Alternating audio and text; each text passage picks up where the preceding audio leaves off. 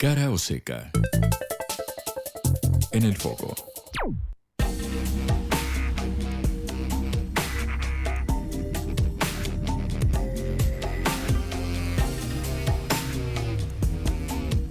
Última hora de Cara o seca. Seguimos en vivo en esta producción de la Agencia Internacional de Noticias Sputnik, aquí en la ciudad de Buenos Aires. Por supuesto, estamos muy atentos a las novedades que lleguen desde el máximo tribunal de la República Argentina. Fue convocada una reunión hoy por la tarde a las 4 de la tarde.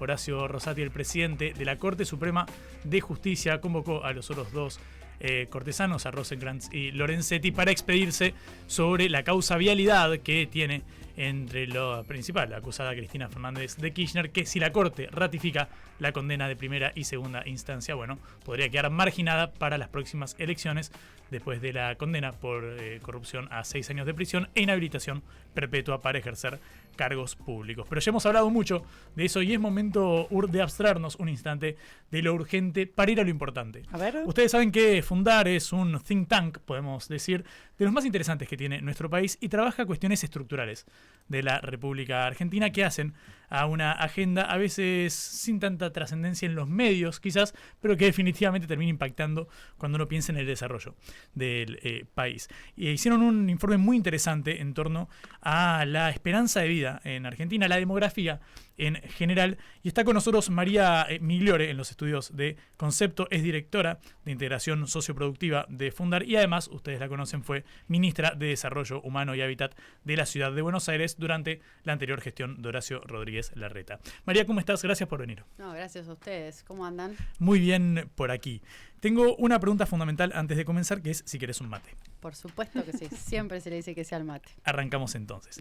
María, me interesa mucho este informe de Fundar en torno a la esperanza de vida. Estamos hablando mucho en estos días de la caída de la natalidad, la esperanza de vida, el desafío que plantea para pensar en, bueno, con mayor esperanza de vida y menos chicos que nacen, quién va a bancar las jubilaciones en algún momento. Sí, un montón de desafíos que vienen. Sí. Lo primero que nos parece a nosotros importante decir, esto no es un fenómeno de hoy nuevo. Esto es algo que viene pasando hace tiempo ya y es una tendencia compartida en todo el mundo, no es algo propio de la Argentina.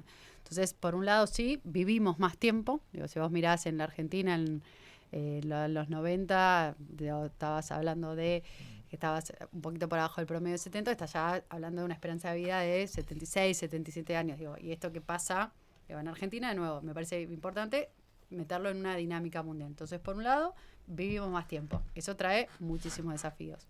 Y por el otro lado, tenemos menos hijos. La tasa de natalidad en Argentina, al igual que todo el mundo, sobre todo en las grandes ciudades, viene cayendo.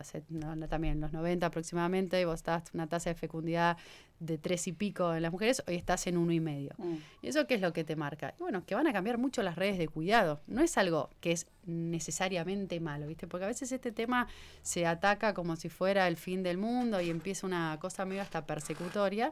Pero es un cambio que viene sucediendo hace tiempo, que se está profundizando. Es una oportunidad también. Por supuesto, de nuevo, trae un montón de desafíos. Cómo repensar el sistema previsional, dónde vamos a vivir cuando seamos viejos. Históricamente muchas veces los hijos cuidan a los padres. Bueno, una población que elige tener menos hijos y que va a vivir más tiempo. Bueno, ¿dónde vamos a vivir? ¿Cómo se organizan esas redes de cuidado? Son preguntas de las que nos tenemos que hacer cargo y pensar políticas que puedan resolverlas. Y antes de ir a esas preguntas del para adelante, me quiero ir un poquito para atrás, si te parece, María, porque esta esperanza de vida, ¿a qué causas? Si bien no es algún fenómeno de la Argentina, como explicabas, también mundial, sí te pregunto quizás algunos elementos en trazo de grueso para tener en cuenta de por qué sucede. Mira, primero porque han mejorado todas las condiciones de salud. Por un lado, se reduce mucho la mortalidad infantil. Eso es algo también como una tendencia en todos los lugares. Entonces, a partir de ahí, la mortalidad infantil tenés. Después tenés mucha mejor cobertura de sistemas públicos de salud en todo el mundo. Y más allá de que tenés, obviamente, problemas particulares de esto. Y después tenés espacios con mejores calidad de vida. Entonces, como la calidad de vida viene mejorando, tendemos a tener mejores tratamientos, poder prevenir enfermedades, poder tratar mejor muchas de las enfermedades. Vos pensás que hace millones de años te morías de cosas que hoy con una vacuna estás resolviendo. Entonces, bueno, todo indica también que la esperanza de vida en los próximos años va a seguir creciendo. Wow. Yendo a los números, acá en el informe de Fundar, muy interesante, marcaban que en 2023 la esperanza de vida de Argentina era de 77 años. Sí, 77. Efectivamente. Que es mayor a la media mundial de 73. Sí, y es menor a los países desarrollados que están 80 más o menos. Me interesa eso, porque si uno se fija en el mapa de los países en desarrollo, o al menos aquí en la región, que quizás tiene más sentido por una cuestión climática y cultural y de tradición política, estamos igual por encima, que es de 75, acá tenemos 77.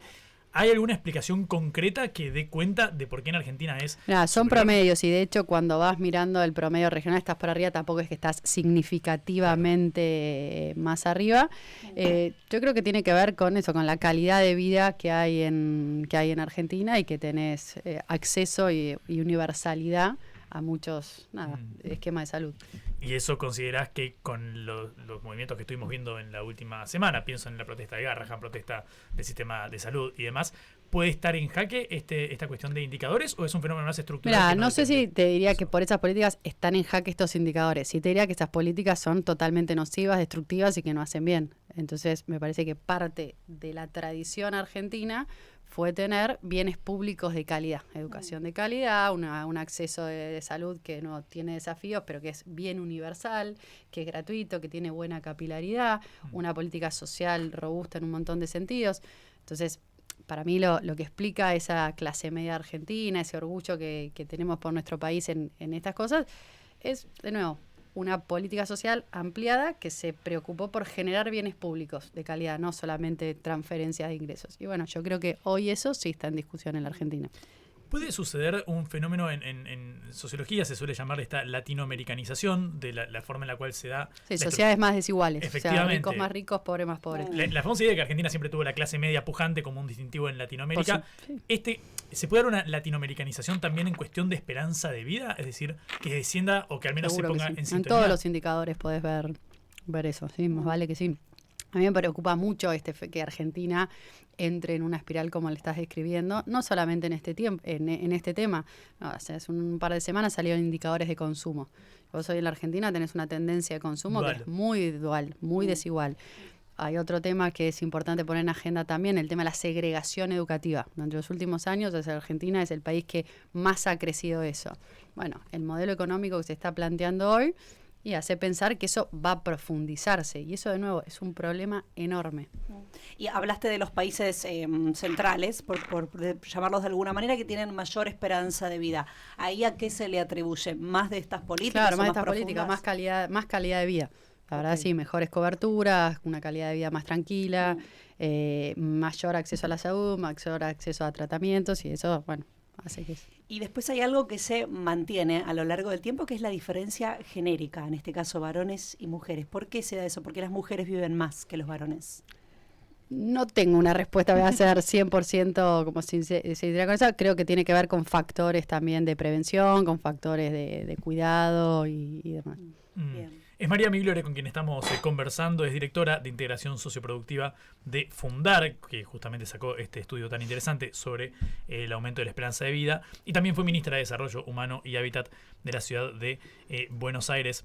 María, me interesa pensar los efectos de esto. Yo creo que, así como Ortega y Gasset decía el tema de nuestro tiempo en algún momento, aquí hay dos temas, inteligencia artificial y caída de la natalidad. Para mí son los que van a condicionar el futuro.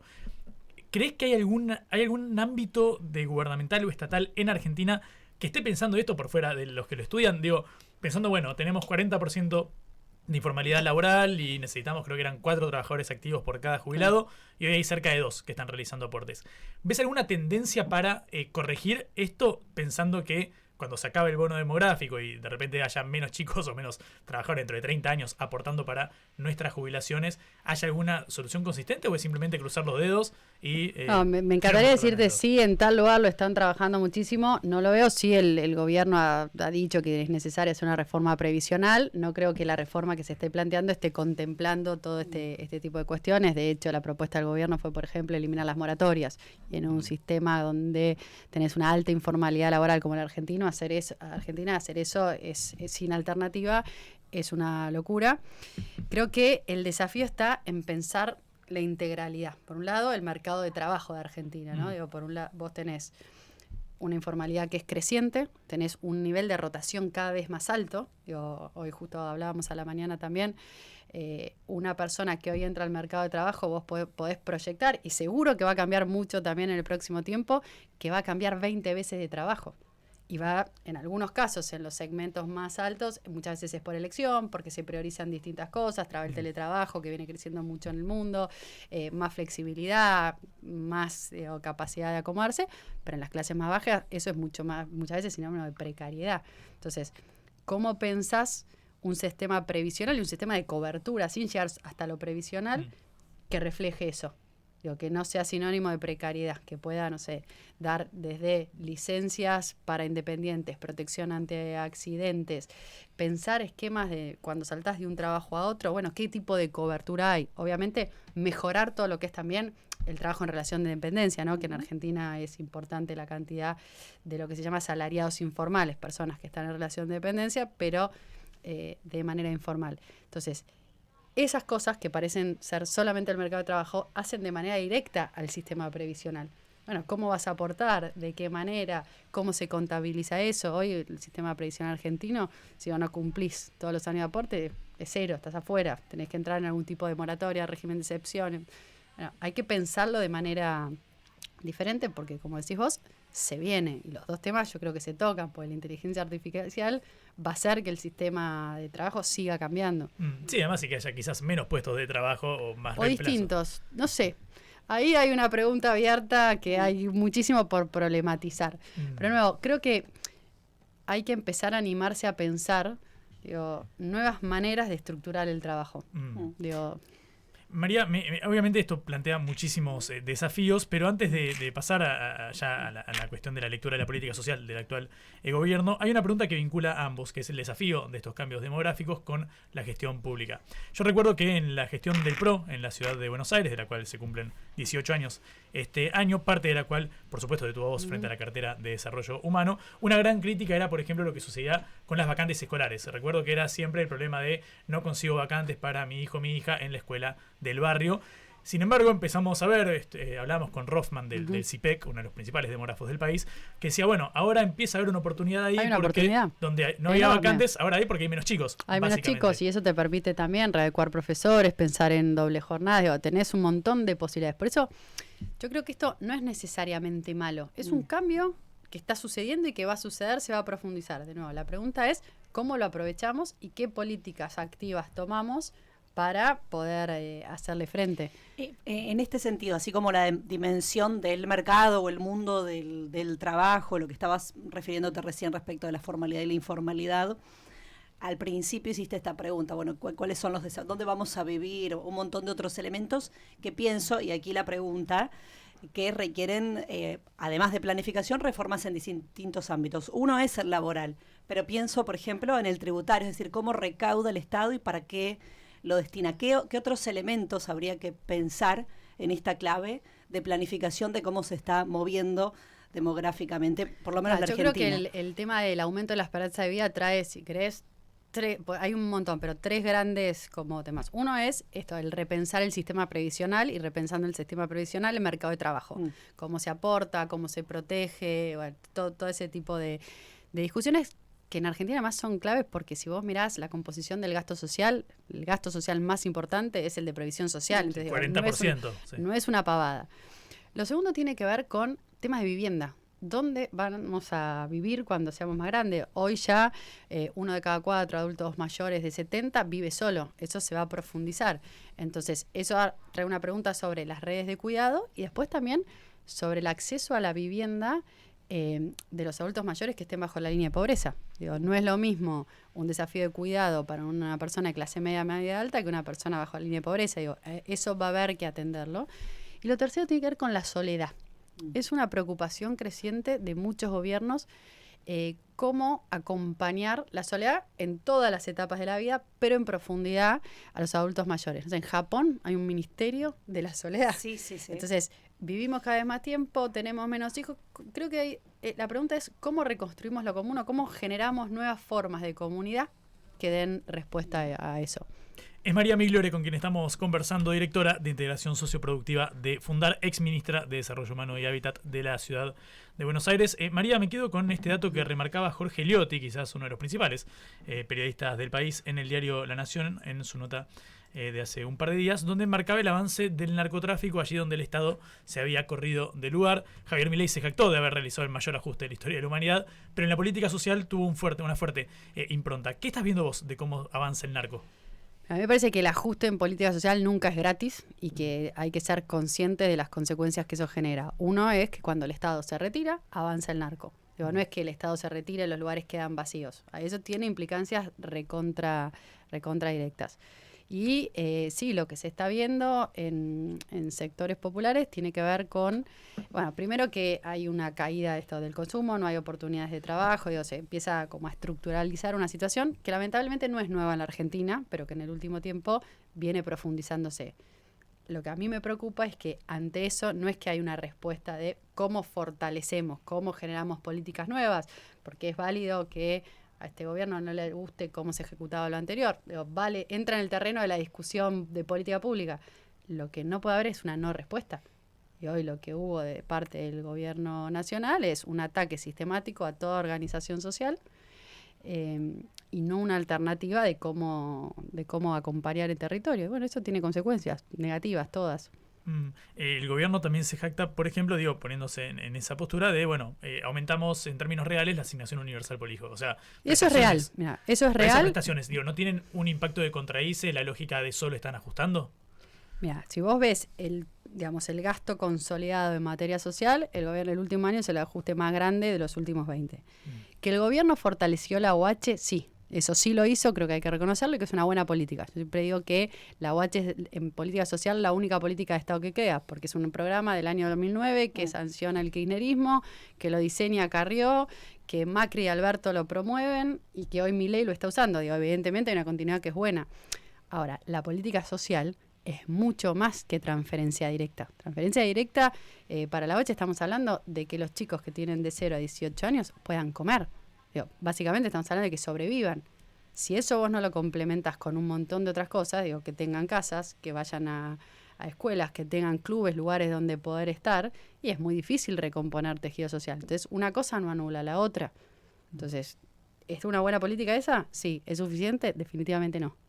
En materia de la integración sociourbana, la última vez que viniste aquí recuerdo que hablamos mucho sobre el FISU, este fondo que fue prácticamente desmantelado por el gobierno. No, prácticamente no. Desde la última vez hasta ahora hubo un decreto que eliminaron. O sea, es peor. Claro, no es que no solamente lo financiaron, sino que lo eliminaron. Era un vaciamiento del financiamiento, es cierto que lo eliminaron. No, lo eliminaron. ¿Considerás que hay algún rumbo en la política social o es una política social con la cual no estás de acuerdo? ¿Hay política social o no? Hay una política social que entiende la política social como transferencia directa. Para mí eso es una parte así de chiquita de la política social. Importante, por supuesto.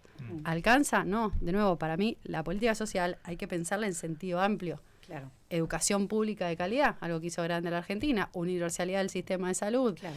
Clubes de contención, casas. Muy difícil pensar desarrollo si vos no tenés una casa. Después, de nuevo, podemos discutir cómo es la mejor manera de lograr eso.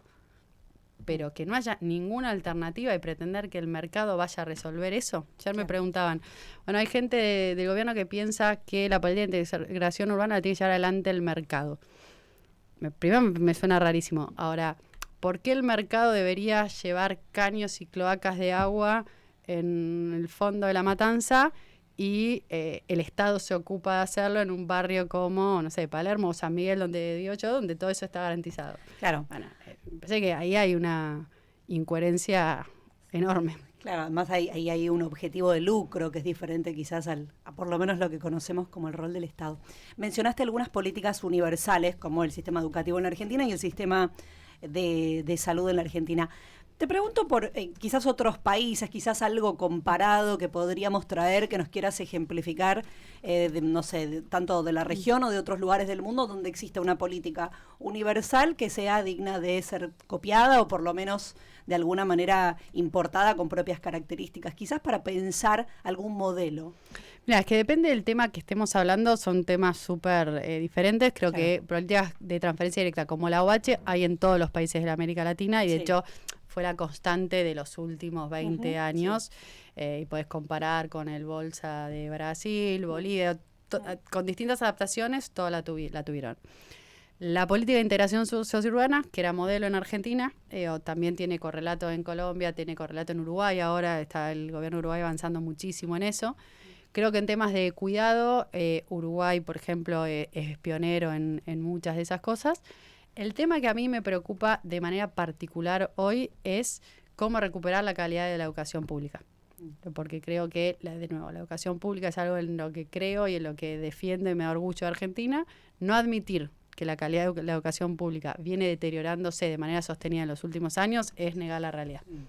Y ahí hay un problema, porque yo creo que a veces si no, los temas se trabajan de manera muy superficial y caemos en un como sí. Digo, como sí funcionaran. Y si la segregación crece cada vez más, y ahí estamos viendo que hay un problema.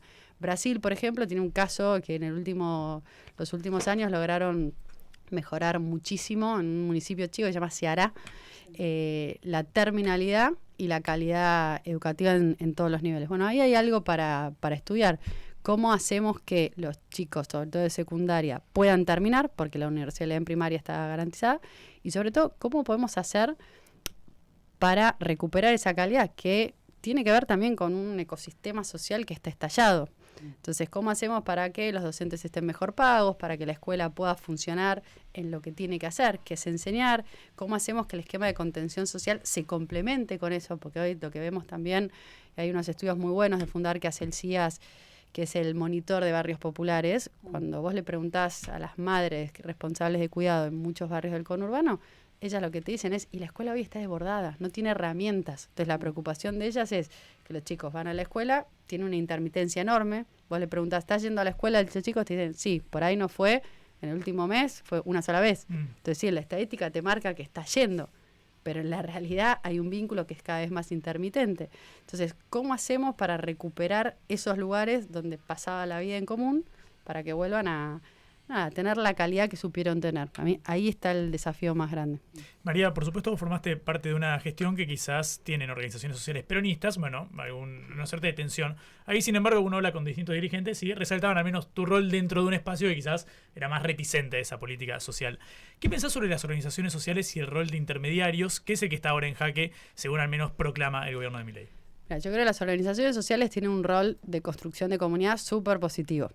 Y lo que sí creo es que cuando pensamos política social, tenemos que pensar política social con más detalle. Intermediación, ¿para qué? ¿De en qué programa? Si me preguntabas, potenciar trabajo, que es el programa que el gobierno desintermedió, yo creo que eso, haber desintermediado ese programa fue una buena decisión. ¿Por qué? Porque me parece insostenible un programa de complemento de ingresos gestionado del gobierno nacional que tiene 1.300.000 personas. Como diseño de política no estaba funcionando. Sí. Ahora, ¿eso quiere decir que las organizaciones sociales son todas malas? No, por supuesto que no. Políticas locales como acompañar personas que están en situación de calle. Te puedo nombrar un montón de organizaciones sociales como Proyecto 7 que laburan bárbaro.